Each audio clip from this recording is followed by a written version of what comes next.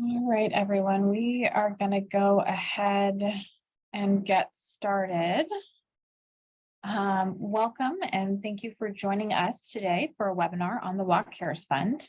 Today, we will be covering Walk Cares Basics, what workers need to know. And my name is Kristen Mackey. I'm the Walk Cares Fund Community Relations and Outreach Program Manager at DSHS. And I am joined by Jeff Kendall. Jeff, do you want to go ahead and introduce yourself? Sure. Thank you, Kristen. My name is Jeff Kendall. I am a service delivery manager at the Employment Security Department, and glad to be here. Thank you so much. So we will have time at the end of today's presentation to answer any questions that you have. Anyone who has joined us on a computer or using the Zoom app on their phones can submit their questions through the Q&A function at any time in the presentation. And if you joined by calling the phone number but want to ask a question, you can find the link to join by computer or the app on our website at walkcaresfund.wa.gov/webinars. We will also be posting the slides and a recording of the webinar on our website at that same link after the webinar is over. So with that, we will go ahead and get started by defining what we're talking about when we say long-term care or caregiving. Long-term care is help with activities of daily living like bathing, eating, dressing, preparing meals, grocery shopping, and more. It does not include medical care like doctor's visits and treatment for medical conditions. Long-term care covers a broad spectrum of needs and circumstances, including for younger people who have been unexpectedly injured or become disabled or ill. A lot of people don't realize how many different services and supports are included when we talk about long-term care. We often think of it as care in a residential setting, like a nursing home or assisted living, but it can also include care provided in your own home. And in fact, most people with long-term care needs can stay in their own homes with the right support. It's also very common for family caregivers to not realize that they are a caregiver. You might go to your mom's house a couple times a week to cook meals, drive her to appointments, and make sure she's taken her meds. And all of those are common care activities. And the majority of this type of care is provided on an informal basis as unpaid care from a family member, a friend, or a neighbor. I am going to go ahead and start a quick poll about experience with long-term care and caregiving. If you joined by computer or the Zoom app, we'd really appreciate it if you could go ahead and put in your answers to help us learn more about who we've got in the audience today. So we'll just give you just a minute to fill that out.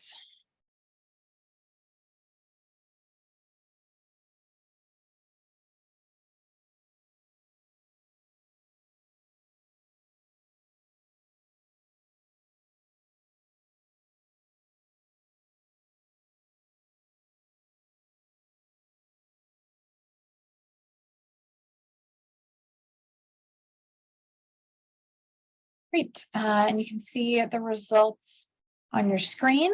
We have some folks here who work in long-term care, but we also have 40% of people have provided unpaid care to a family member or a loved one.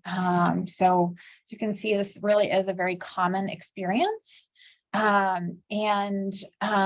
We know that in Washington, there are 820,000 family caregivers, which is about 11% of our population.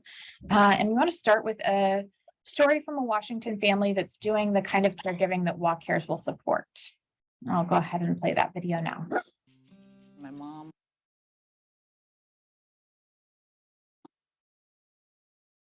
was a nurse anesthetist in Korea, and we're both nurses, so it kind of runs in the family.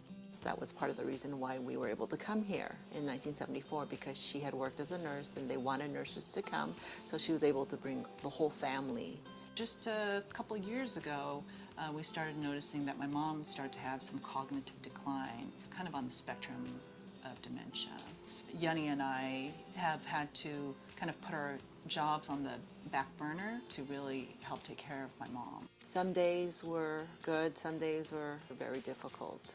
I mean, it's our mom, and there's nothing I wouldn't do for her to make sure she stays as independent as possible with the support that we can give her.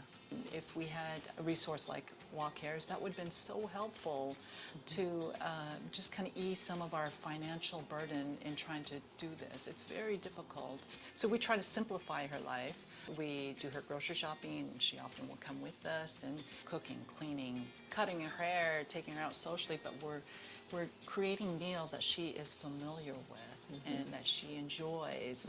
And we like to bring her out to do fun things too, and not just like all medical all the time. Believe me, it will affect you, whether you're younger or older. To have a resource like that and to know that the state is investing in families, that means a lot to me. Walk Cares is a program that I think will benefit everybody.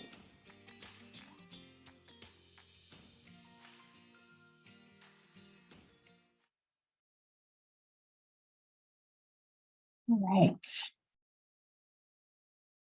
So about 70% of us will need long-term care at some point in our lives. But the problem is that long-term care can be really expensive.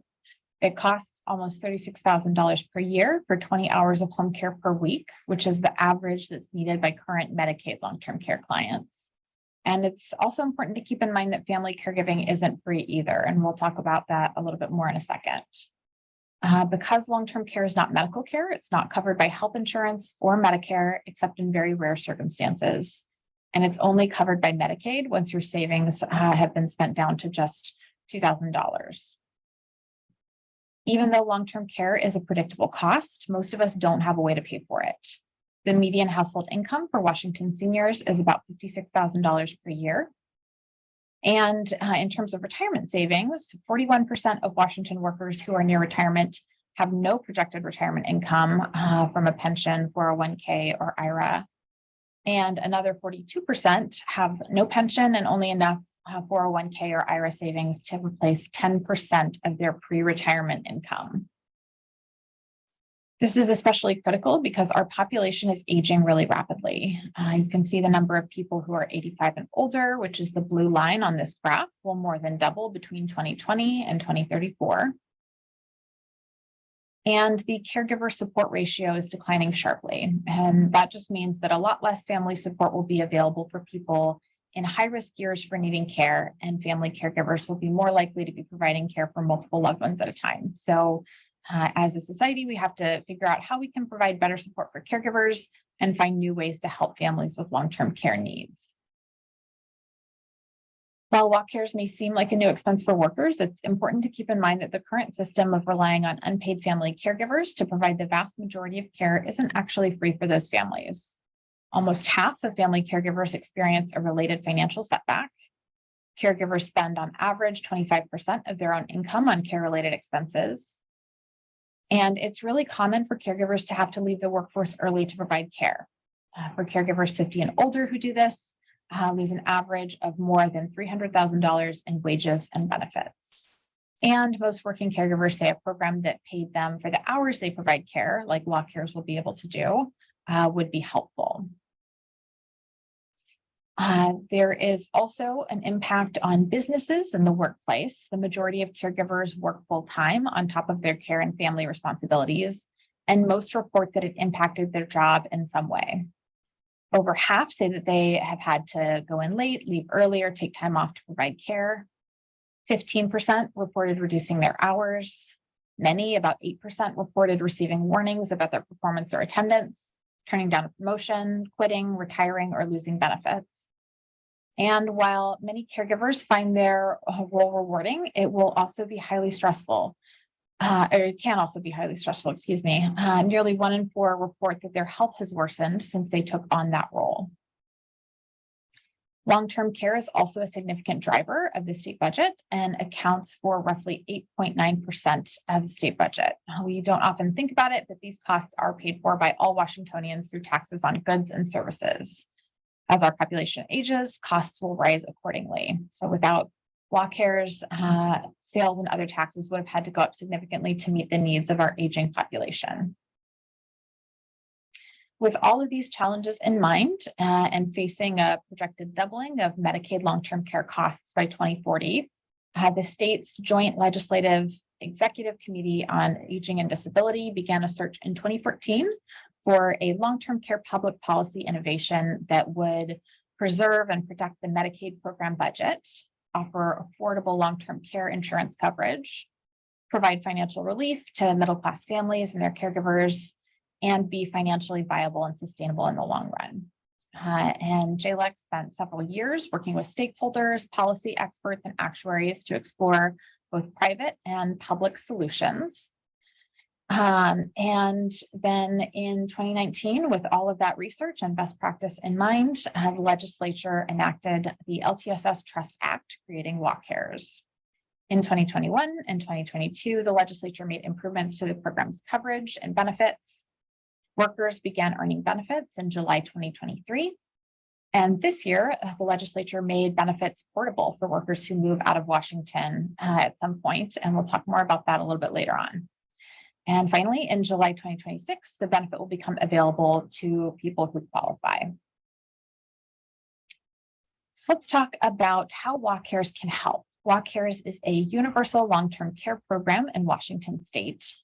It's an earned benefit, which means you contribute for a certain number of years in order to qualify for benefits. It's entirely self-funded by worker contributions, which go into a dedicated trust fund used only for this program. Workers contribute 0.58% of each paycheck to walk cares, and you can see here what this looks like for the typical worker who makes just over $50,000 a year and would contribute $291 each year, or about $24 a month. You only contribute to walk cares while you're working. Contributions stop when you retire or if you become unemployed. Everyone is covered at the same rate, regardless of pre-existing conditions. And when it comes time to claim your benefits, there are no copays or deductibles, and you don't need to file claims and pay up front for services. Instead, we connect you with contracted providers who offer the services that you want and pay those providers directly. This is what those contributions look like over the course of a career. You can see that the typical worker's income is just about at the level in green here in the middle. And you can see that $290 in contributions each year totals out at $8,700 over 30 years. And I will hand it over to Jeff to talk about who contributes.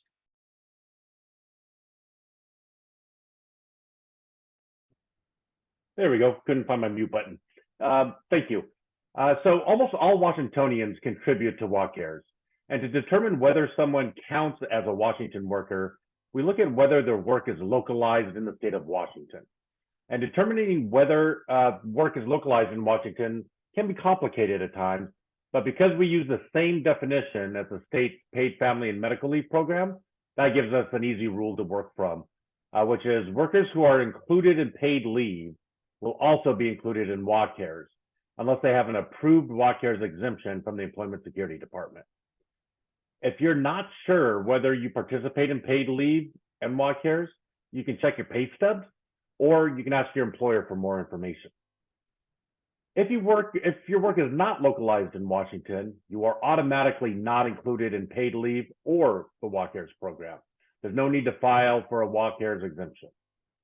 Federal employees are automatically not included as well.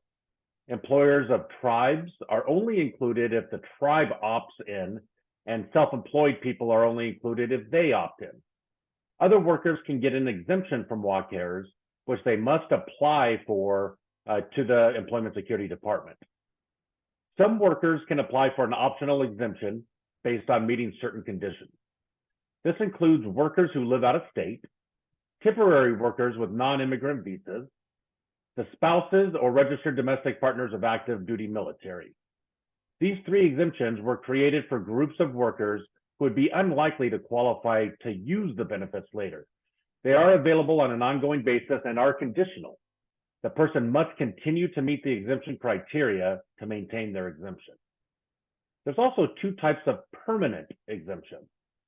Veterans with a 70% or higher service-connected disability rating who have access to some nursing home care through the VA can choose to apply for a permanent exemption. These applications are available on an ongoing basis, and there's also an exemption available. There was also an exemption available in the past for workers who had private long-term care insurance before November of 2021. These applications are no longer available. And under current law, workers who already have an approved private insurance exemption will continue to be exempt permanently. And for more details on applying for the exemption, you can visit our website at wacaresfund.wa.gov/exemption. Next slide.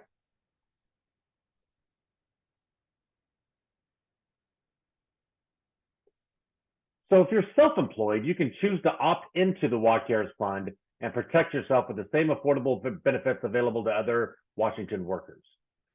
Like other workers, you would contribute 0.58% of your earnings. This includes your net earnings and any gross wages paid to you from your business entity. To earn benefits, you must work at least 500 hours per year.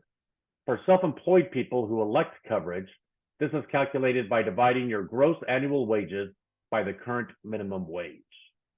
Applications to opt in became available in July, and you can learn more at our website. Next slide. All right, let's talk a little bit about the role of your employer versus the role of the Employment Security Department. As of July 1st, 2023, your employer automatically deducts your WaCares premiums from your paycheck, unless you have provided them with an exemption approval letter. Your employer is required to keep your exemption letter on file. The Employment Security Department is the state agency responsible for processing exemption applications and providing exemption approval letters for workers to give their employer. They also process elective coverage applications. If you got a private insurance exemption prior to 2023, your letter is still valid. If you can't find your exemption letter, you can download a copy from your Secure Access Washington account used to submit your application. Back to you, Kristen.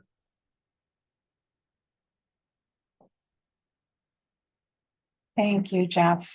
So next, let's talk about qualifying for benefits. Everyone who is contributing to WaCares more than 500 hours per year is earning benefits, part-time and temporary workers included. And by contributing for a certain number of years, you earn access to the $36,500 benefit. There are 3 pathways that you can use to meet the contribution requirement. The first is lifetime access, and this is a pathway that we expect the majority of Washington workers will use to qualify for benefits. To use this pathway, workers must contribute for 10 years without a break of 5 or more consecutive years. This pathway earns you access to the full benefit amount, which is $36,500, adjusted for inflation. The next is early access. This is for workers who have not yet earned lifetime access, but have a care need while they're working or soon after leaving work. To qualify for this pathway, you need to have contributed for at least 3 of the past 6 years at the time you apply for benefits. This pathway also earns you access to the full benefit amount of $36,500. And finally, we have a special pathway just for people who are near retirement. If you were born before 1968 and are therefore near retirement as the program begins and unlikely to qualify for the 10 years pathway, you earn 10% of the full benefit amount for each year you work. So for example, if you work and contribute for 500 hours or more per year for 3 years, you would earn 30% of the benefit amount, or just under $11,000, also adjusted for inflation. Near retirees will have permanent access to whatever percentage of the benefit amount they earn at any time that they need care. They are also able to qualify through one of the other pathways if they meet those requirements. Once workers meet contribution requirements and need help with at least 3 activities of daily living, they can get access to $36,500, which you can think of as a budget to be used for services and supports. This is a lifetime benefit amount that will increase over time with inflation. With WaCares, workers get the flexibility to choose the services and supports that meet their needs. So that could mean in-home care or residential care, but it could also include things like home modifications to make their home safer and assistive technology for medication reminders, fall detection, and that sort of thing that can help with some care needs. WaCares is really designed to help people age in place in their own homes as long as possible. That's what almost all of us want to do, and most of us can if we have the right supports in place. WaCares also has many options to provide support for family caregivers. You can choose someone who would otherwise be caring for you on an unpaid basis to get training and be paid, even your spouse. And walk cares can help lessen the impact on family caregivers by paying them for their time or making sure they can get other training and support services. We get asked a lot about how far the benefit amount will go, and it won't cover 100% of care for everyone, but it would cover the amount of in-home care the average Medicaid client uses right now for roughly a year. About a third of people need care for a year or less, and for those people, walk cares may be able to cover all the care that they need. For others, walk cares provides the family with immediate relief and time to plan for future care costs. Here are some examples of how someone might use their benefit. So you could pay a family member to care for you for about 10 hours per week for 2 years and get care supplies for a total of about $33,500. Or you could choose services to help you stay safely in your own home. You could purchase $15,000 worth of renovations like bathroom modifications or a wheelchair ramp to improve your home's accessibility, get an electric wheelchair or scooter and have meals delivered for 3 years for around $26,800. Or someone who needs long-term care due to an unexpected injury could get 20 hours of in-home care per week for a year, plus transportation to appointments and crutches for about $34,600. We also have some great news from this legislative session. The legislature passed a new law allowing people to take their walk cares benefit with them if they move out of state. Under the new law, starting in July 2026, Washington workers can choose to continue participating in walk cares if they move. And to become an out-of-state participant, workers must have contributed to walk cares for at least 3 years, working 500 or more hours per year, and must opt in within a year of leaving Washington. Like other workers, out-of-state participants will keep contributing to the fund during their working years, and the state will create a process for them to report their earnings and pay premiums with a focus on making it easy for participants. Benefits will become available for out-of-state participants starting in July 2030. And out-of-state participants will use the same pathways as other workers to meet the contribution requirement. The care need requirement is a little different from the in-state requirement, but is still focused on whether a person is unable to perform certain daily activities or whether they need substantial supervision for their health and safety due to cognitive impairment. We are still working on what some of the details of portability will look like. So I may not be able to answer all the questions you have on this today, but if you want to learn more about portable benefits and find out when we have updates on those details, we recommend signing up for our mailing list at wcaresfund.wa.gov. And finally, Walk Cares is a cross-agency program, and multiple state agencies have responsibilities in designing, developing, and implementing the program. This is just to give you a little bit of a sense of who you might work with if you have questions or need information about the program. So if you have questions about exemptions or opting in as a self-employed person, ESD is the right place to go. If you have other questions about the program, you can connect with DSHS, and then you'll also work with DSHS in the future as you apply for benefits and get a care need assessment. HCA has a responsibility for paying providers, and the Office of the State Actuary is responsible for ongoing analysis to make sure that the fund stays on solid ground financially. And with that, we will go ahead and move into our questions and answers. I do see that we've got one raised hand. If you can put your answer into the Q&A function, then we will read that out loud and answer it live. So we'll go ahead and get started. The first question that we have is about how many workers are paying into Walk Cares, or how many have paid in since July when the program started. And the answer to that is more than 3 million workers contribute to Walk Cares. And then let's see, we have someone asking about whether you can only get 1 year of 20 hours per week of long-term care based on those averages and the lifetime benefit amount. Yes, that's about right. I think we covered this in the slide that we did just now about the different ways that you can spend your benefit amount with those examples. It would cover about a year of in-home care for at 20 hours a week. And then we've got someone asking what the process is going to be like for getting approved for benefits and needing help with at least 3 activities of daily living. And, we're really focusing on trying to make the process really user-friendly. What it's going to look like, we are still working out a lot of the details, but in general, what it's going to look like is that you will create a WalkCares account and submit an application. You'll answer a few questions about your care needs that our team will review. And then they'll schedule a time with you to talk with a representative about your care needs. And you'll receive a determination after that from us on whether you qualify for WalkCares benefits. So hopefully it will be a process that will be simple for folks. And just looking for our next question, sorry. We've got someone asking if there's a retirement age set in law or is it left to the Washington worker? Your retirement age doesn't necessarily factor into WalkCares specifically. You just contribute during your working years. So as long as you are still working, you are still contributing to WalkCares.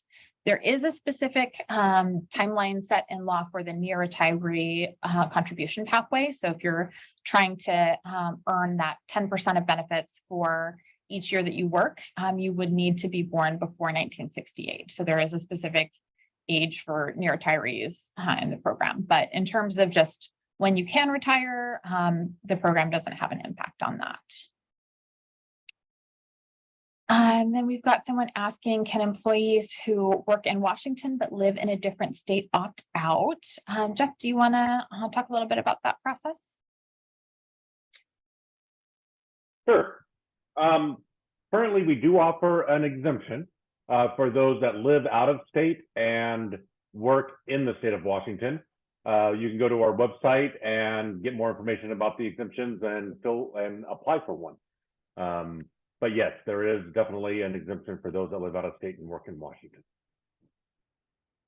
Thank you. Okay. Let's see. We've got someone asking whether there will be a chance for near retirees to do some kind of a catch-up payment rather than just getting a percentage of years worked. So I assume you're thinking of like contributing extra money to the fund in order to get the full benefit amount. That's not something that is in discussion right now, but what we are working on is establishing a supplemental private insurance market. So if that will require legislative action to implement. But our oversight body, the LTSS Trust Commission, has put together some recommendations on what it would look like. And that would be an opportunity where folks could buy supplemental private insurance with some additional consumer protections to get additional coverage on top of WalkCares to whatever amount they would like. And that would ensure, because of WalkCares, that you would be able to cover your waiting period, which is the point in time in your private insurance policy where you have to pay out of pocket for care for a certain number of days before your policy kicks in. And then we've got someone asking whether there will be a cap to employee contributions per year, similar to the Social Security cap. And under WalkCares, there is not a cap for contribution amounts. It's just everyone contributes at the same rate. And then we've got someone asking if we've already opted out, are we still required to have long-term care insurance? Jeff, do you want to take that question? Sure. It would depend on the type of exemption that you're opted out with. If it is the original long-term care insurance exemption, then you did a test that you would maintain long-term care. So I think that's the best answer I got is yes, you would still be required to maintain that. All right, thank you. Then we've got some folks asking about copies of the slide presentation. Those will be available on the website after the webinar at walkcaresfund.wa.gov/webinars. And let's see, someone's saying, I saw criteria for benefits was less than $2,000 in savings. That is not for walk cares. That is a requirement to get Medicaid long-term care services. Walk cares does not have any income or asset requirements for folks to be able to qualify for benefits. Okay, and then someone asking about the difference between the second and third pathways to qualifying for benefits. I'm actually going to back up to that slide so that we can look at that together again. Asking about the difference between the early access pathway and the pathway for near retirees. So this person was born in 1957. Wants to retire, but has only been contributing, obviously, since we all have in July 2023. And so if you were born before 1968, then you qualify, you can qualify through this third pathway that's on your screen here for near retirees. So if you retire, let's say now, but you have worked 500 hours per year last year, and even if you have worked 500 hours per year this year, we're still figuring out when the yearly cutoff is going to be. You will earn 10% of the benefit amount for every year that you work 500 hours. So you will qualify for the near retiree pathway. And then in addition to that, if you happened to have a sudden need for care in the next few years, and at that time that you need care, you had contributed for 3 of the last 6 years at the time that you applied for benefits, then you would actually be able to use the early access pathway and get access to the full benefit amount instead of just the 10% per year. I hope that helps. Okay. Then let's see.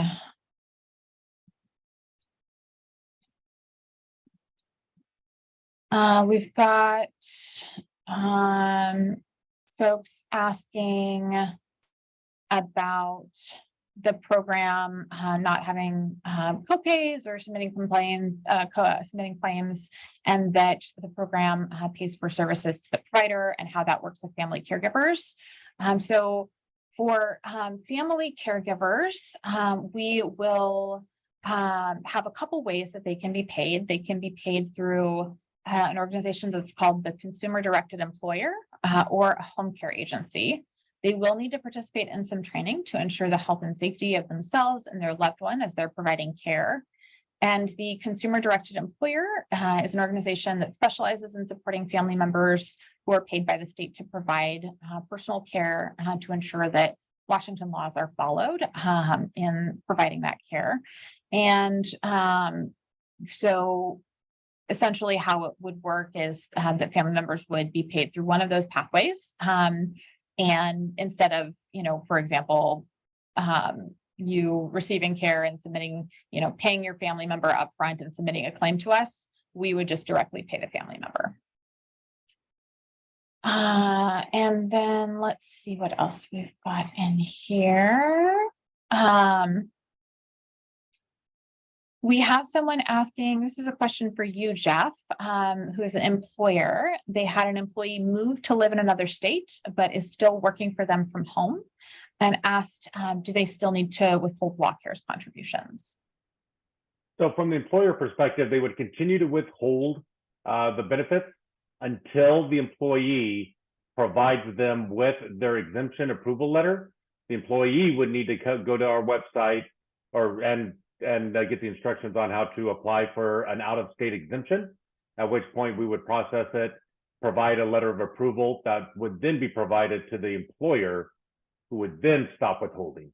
But until the employer is provided that letter, they would continue to withhold the premiums.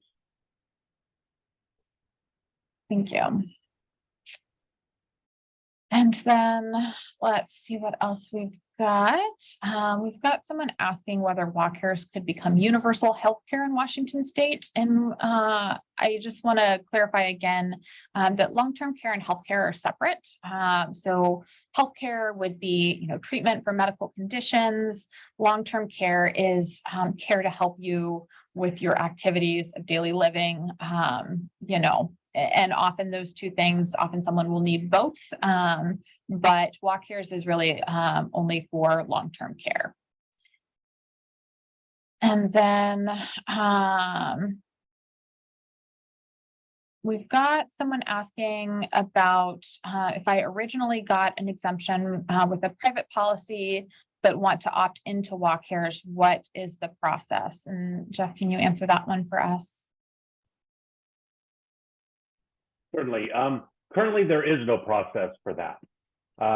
Currently, the way the law is written is if you got the permanent exemption for having the long-term care policy, it's a permanent exemption, and it would disqualify the individual from being able to participate in the program. That being said, I would say that that is an issue that's been addressed, and we're looking at different ways if somebody does want to opt in. But currently, the way the law is written is you're permanently exempt. Thank you. And then we've got someone asking why voluntary exemptions aren't automatic for folks like H-2A workers or people who live out of state. And that is just the way that it's written in the law. Then we've got, I think you already answered this, but I'm not sure if this person asked it after your original answer, Jeff. We've got another Washington employer with locations in other states asking about whether employees that work in other states have to request an exemption. If you could answer that one more time. Sure. So if the person lives out of state, okay, let me make sure I explain this correctly. It doesn't, if the employer is located in the state of Washington and the employees are located out of the state of Washington, they would need to, and the work that they're doing, let's say, for example, they're teleworkers based out of, but the business is in Washington, they would need an exemption. If you have locations in other states of your business, but the main headquarters is in Washington, then you wouldn't need to, because they're localized outside of the state, and they wouldn't be part of the program, period, because they're not localized. The work isn't localized in the state of Washington. Thank you, Jeff. All right. Then let's see. We've got a few questions about caregiving training that will be required for family members. I don't have the details on that in front of me. We will follow up with those questions. If we aren't able to get to your question live, we will follow up by email afterwards. I think some of those details are things that we are still working on. Then we've got someone asking to repeat the answer for if they've already opted out, are they required to maintain their long-term care insurance policy? Yes, they are required to maintain the policy because that is what they attested to when they applied for it. We are looking into potentially changing that law to let people opt into the program after that. But it's the same, yeah. If you got the exemption based off of long-term care policy in place, you need to maintain it.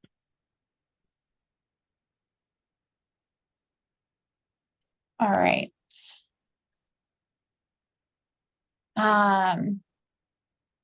We've also got someone asking about specifically an employee that splits time between Idaho and Washington, but primarily works in Idaho and lives in Idaho. Jeff, is that one that you want to toss to maybe the employer team at ESD? For, I think sometimes when you have a really specific scenario in mind, it can be easier to check in directly with folks who can help you with the details of your situation. Does that Do we want to drop that info in chat maybe? Yes. Yes, Great. please.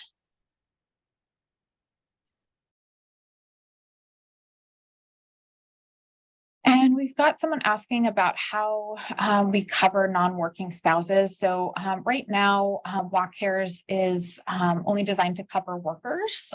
So folks who don't work are not contributing to Walk Cares and aren't able to access Walk Cares benefits.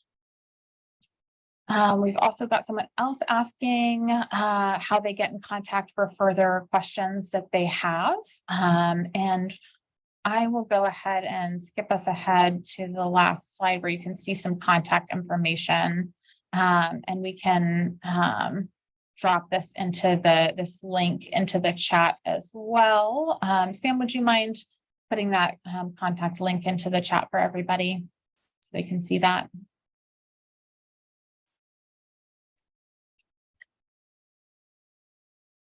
Okay.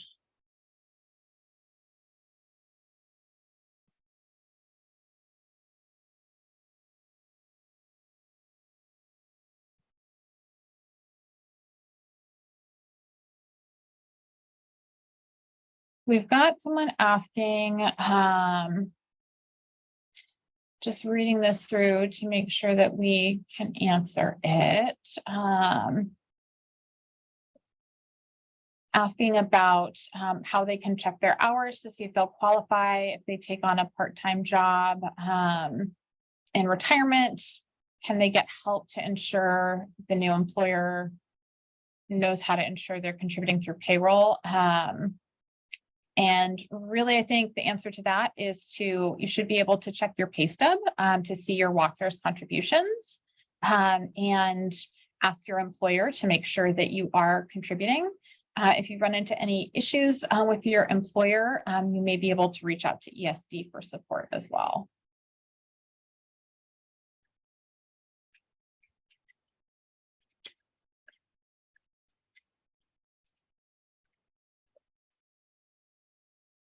All right.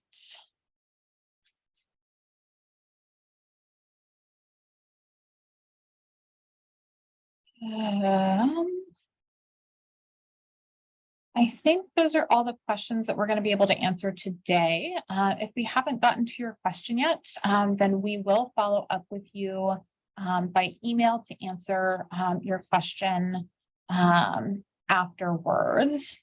I want to go ahead and close out with just a quick recap of how Walk Cares can benefit you, your family, and your community. So you may benefit directly from Walk Cares, either by receiving care yourself or getting help caring for loved ones. You may also see the impact of Walk Cares at work as your coworkers with caregiving responsibilities get more support. And not only will Walk Cares serve as a financial resource for families, the ability to make a loved one a paid caregiver will help keep the benefits workers earn in their families and communities. Walk Cares will ensure that workers throughout the state can access affordable long-term care coverage for the first time, and it will lower the costs of long-term care spending that we all pay through taxes. So overall, Walk Cares will help Washington families meet the challenges of our aging population and ensure that workers have more choices to help them live with dignity and independence as they age. And here is that contact information again. You can find the slides for this webinar, as well as a recording will be posted later on walkcaresfund.wa.gov/webinars. And we will be holding our next webinar in May. You can also find information on the webinars page to register for that. That will be a Walk Cares Conversations webinar focused on caring for stroke survivors. We'd love to have you join us for that as well. Thank you all for your time today. We really appreciate it. And we will see you hopefully at our next webinar.